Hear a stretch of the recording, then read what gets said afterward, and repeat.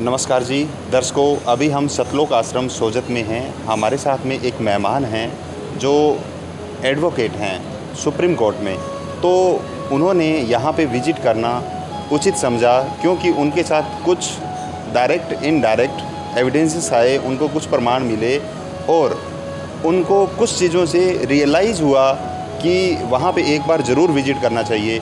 तो हम इन्हीं से जानते हैं कि ऐसी कौन कौन सी बातें हैं जिनसे इनको लगा कि एक बार सतलोक आश्रम सोजत में जाना चाहिए और वहाँ जा कर के देखना चाहिए जो जो इनको फील हो रहा था या ये इच्छुक थे आने के लिए। सर नमस्कार। नमस्कार जी, आपके चैनल को बहुत बहुत धन्यवाद। क्या नाम है सर आपका? मेरा बजरंग लाल नाम है, मैं एडवोकेट हूँ सुप्रीम कोर्ट में।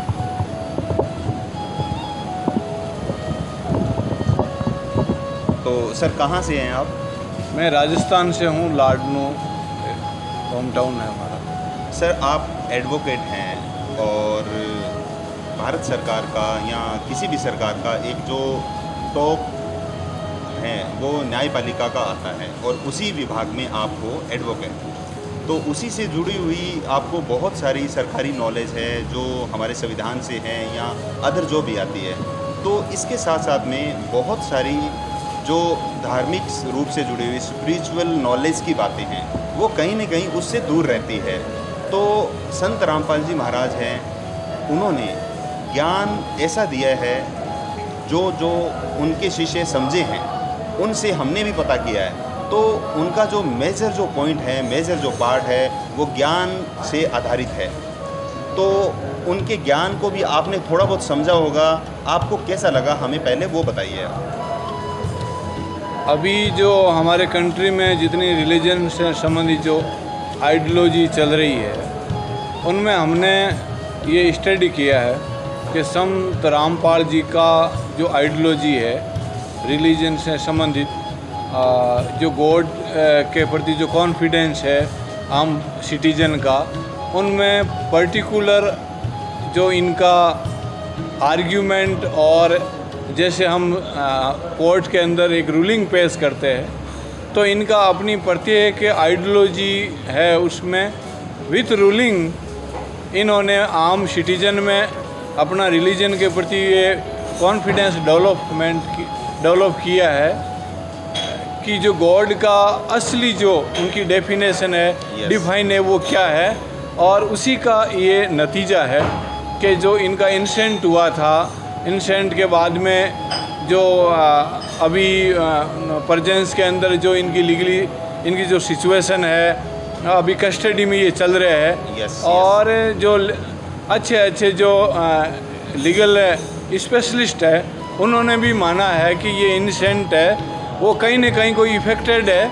और आज इनका जो फॉलोवर्स है वो उस टाइम जिस टाइम ये कस्टडी में गए थे और आज उनमें ज़मीन आसमान का अंतर, इतने बहुत ही लार्ज लेवल के ऊपर वो इनके फॉलोअर्स बढ़े हैं। और फॉलोअर्स बढ़े ही नहीं है, लगता यही है कि वर्ल्ड के कई ऐसे कंट्री है, कई ऐसे रिलीजन है जिनमें हम सोच ही नहीं सकते कि हिंदुस्तान की कोई फिलोसफी के प्रति एक डिफरेंस रिलीजन वाला कोई बिलीव कर सकता है, लेकिन आज ये हकीकत हो रहा है। सर एक बात और है, जैसे कि आपने जो बात बताया कि इनका जो नॉलेज है वो घट रहा है, तो ये बात तो वैसे ही दिख रही है कि जब संत रामपाल जी महाराज का जो 2014 में जो बरवाला वाला घटना हुई थी, तो उसके बाद उस टाइम उनका एक आश्रम था। उसके बाद अभी बात करें तो 10-11 आश्रम हैं, इंडिया में 10 और आउट ऑफ इंडिया नेपाल में भी एक है।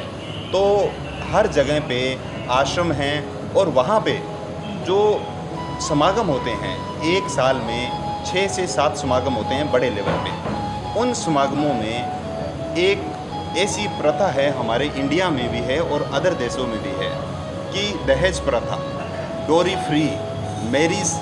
फ्री जो मैरिज होती है उसका पक्ष लेते हैं संत रामपाल जी महाराज। और उनका जो समागम होता है उसमें सैकड़ों की संख्या में डोरी फ्री मैरिज होती है।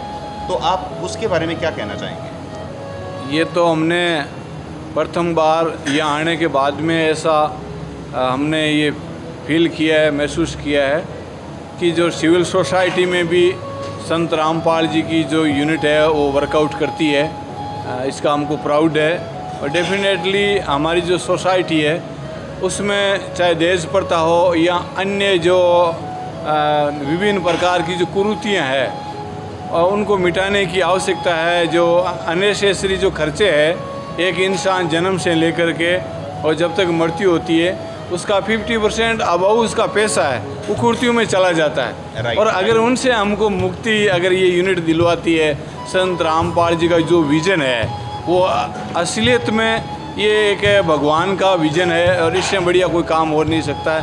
हमारी आपको एडवांस में शुभकामना है कि इस फील्ड में हम अधिक से अधिक हमारा प्रोग्रेस हो ताकि हमारी देश की जनता को इसका बेनिफिट मिले।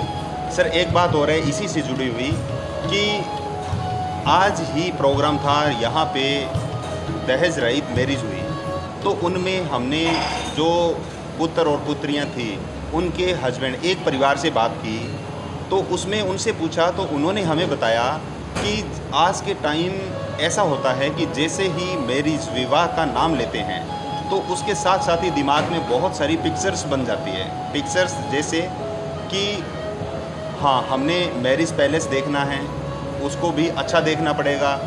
उसके साथ साथ में जो मतलब पुत्र वाली साइड से होते हैं उनको बारात के लिए बहुत संसाधन देखने पड़ते हैं और उनको बहुत सारे प्रोग्राम में मैनेज करने पड़ते हैं। तो वो भी इस रास्ते में जो विवाह संत रामपाल जी महाराज ने करवाने शुरू किए हैं इसमें वो भी दूर हो गए।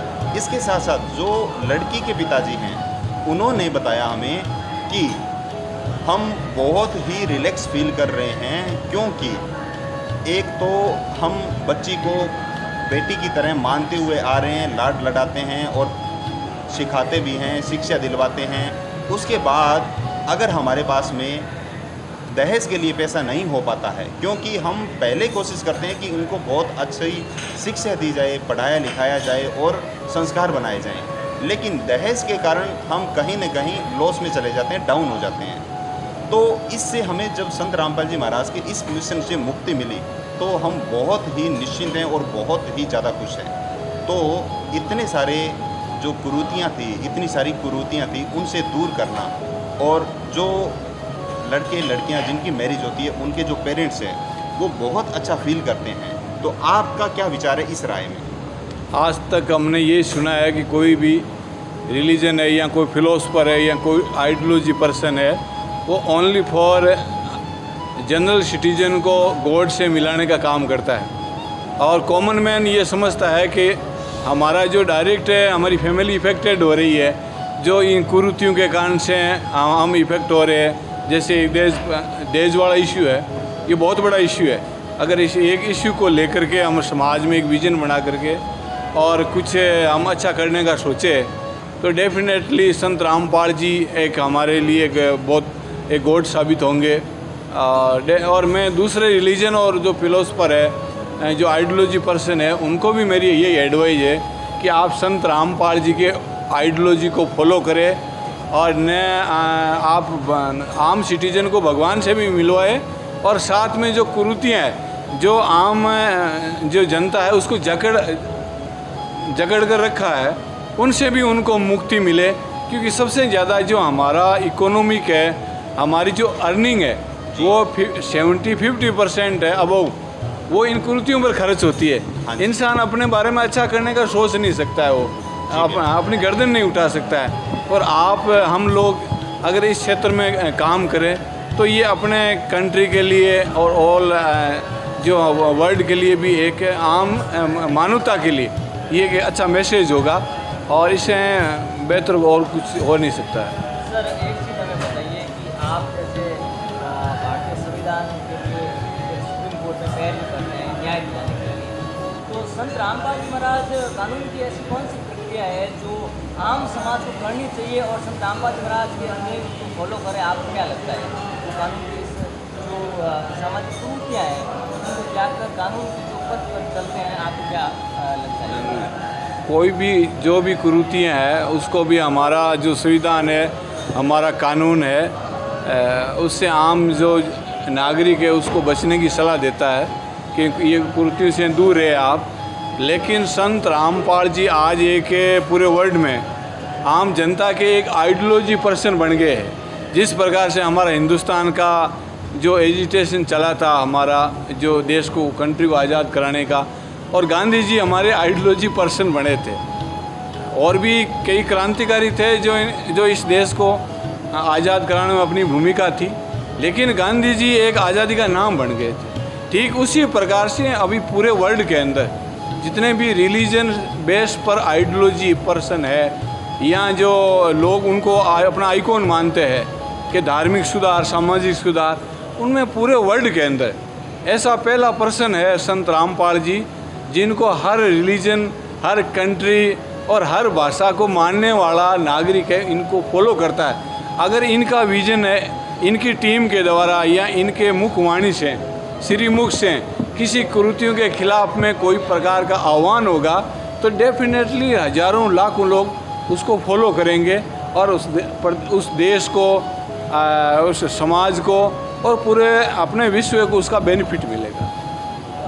सर ये बताइए कि जैसे संत रामपाल जी महाराज की जो ट्रस्टी है, इनके माध्यम से पता चला यहाँ पर आज ब्लड डोनेशन का कैंप भी था, और जो देहदान है मेडिकल साइंस के हिसाब से और समाज की दृष्टि से आप क्या देखते हो कि देहदान का अभियान भी यहाँ पर चल रहा था, और उन्होंने देहदान के जो मंत्र है वो फॉलो करें, इसके बारे में आपको क्या कहना है? जो आपके ब्लड डोनेशन है, जिनसे किसी की ज़िंदगी बचती है, और दे दान, इससे बढ़िया तो कोई दान हो ही नहीं सकता है।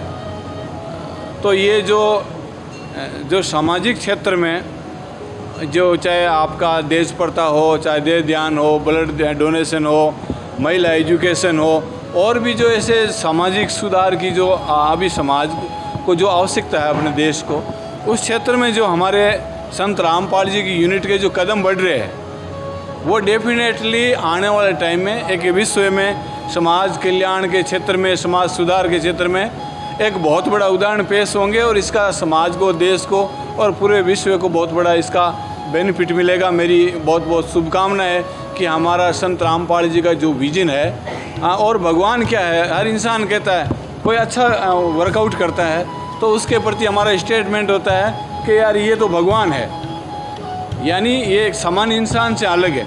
तो संत रामपाल जी ने जो समाज सुधार का क्षेत्र चुना है, और जो बहुत बड़े आडंबर चल रहे हैं भगवान के नाम से, जो आपके विभिन्न प्रकार के जो ये कहना चाहिए कि भगवान को प्राप्त करने का जो मूल है वहाँ नहीं पहुँच करके, और जो जितनी भी साइड लाइन चल रही है, और संत रामपाल जी जो हमारे कोर्ट में हम पर्टिकुलर रूलिंग पेश करते हैं, संत रामपाल जी का अनुयायी समाज में जहाँ भी बैठता है, हमको खुशी हुई वहाँ वो अपने जो स्टेटमेंट के सपोर्ट में अपना तर्क पेश करता है, तो उसका तो कोई सानी नहीं है, और हर इंसान को मानना पड़ता है कि इनकी बात सच्चाई है। ये किसी का विरोध नहीं करते, अपने स्टेटमेंट के पक्ष में अपना तर्क पेश करते, किताब पेश करते, रूलिंग पेश करते, और आज ये सिचुएशन हो गई है कि आने वाले टाइम में मुझे लगता है कि ये संत रामपाल जी का ही विजन चलेगा पूरे इस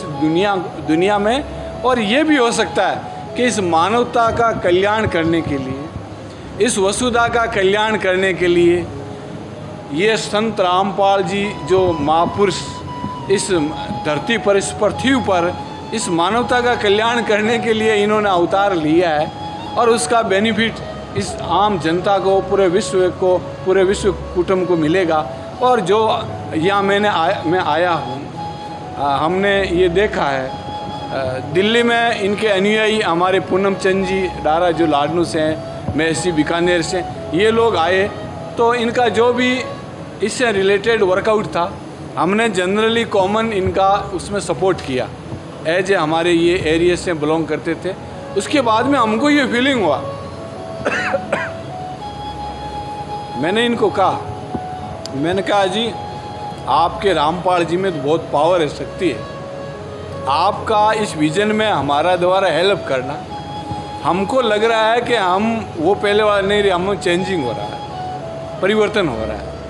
तो अगर हम मानवता का काम करेंगे तो उससे डेफिनेटली हर जो इस धरती पर जो भी जीव जंतु है, इंसान है, उसको बेनिफिट मिलेगा। और यहाँ आने के बाद में तो ऐसा लगता है कि ये धरती का स्वर्ग है।